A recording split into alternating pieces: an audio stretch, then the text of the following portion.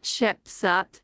Hatshepsut invent the image of her royal power. The chronological development.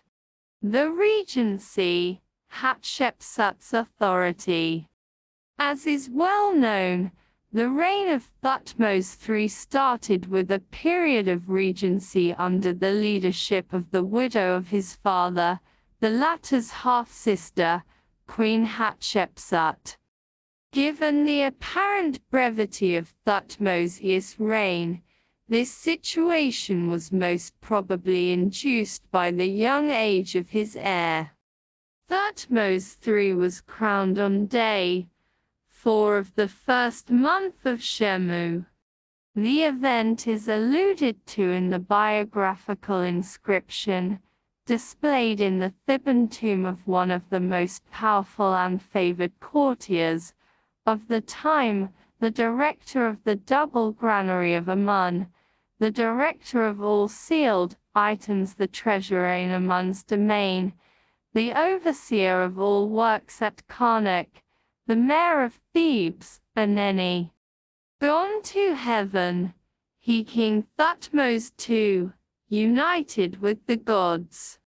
His son stood in his place as king of the double land, and it is upon the throne of the one who begat him that he assumed rulership, while his sister, the one of Thutmose II, the god's wife Hatshepsut, was conducting the affairs of the country, the two lands relying on her guidance.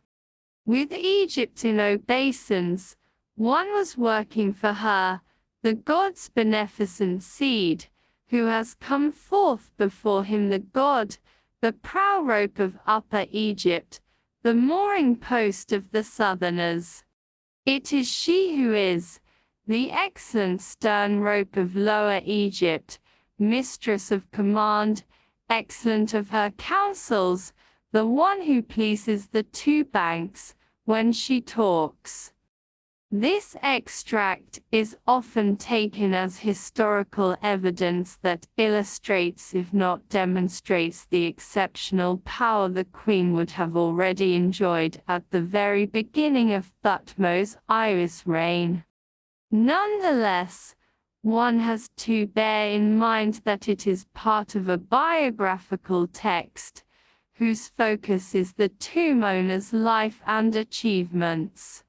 Here, Aneni, who was closely tied to the royal household of his time, insists on Hatshepsut's authority, because in the very next sentences, he will deeply emphasize how much she rewarded him at what was to be the final stage of his long and fruitful career. Her Majesty favored me. She got to love me. She got to know my excellence in the palace. She enriched me with properties. She made me great, and she filled my dwelling with silver and gold, with any beautiful linen from the king's house.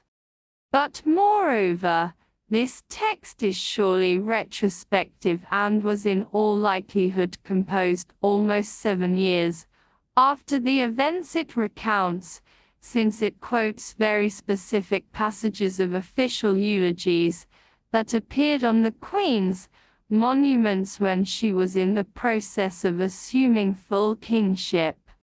Thus, on a block published by El-Habachi, that, as Gabold and Rondet demonstrated, comes from a shrine erected by the Queen when she was experimenting with her first attempts of really royal titulary, one can read the following description of Hatshepsut, italics marking of the formulae common to both texts: the protectress of Chronological, the god's beneficent seed who has come before him eternity, the one who makes the laws, excellent of her counsels, the divine one who has come from the god, the one who gives orders, the one in fear, the Nubian land in obeisance for her, the excellent prow rope of Upper Egypt, the excellent stern rope of Lower Egypt.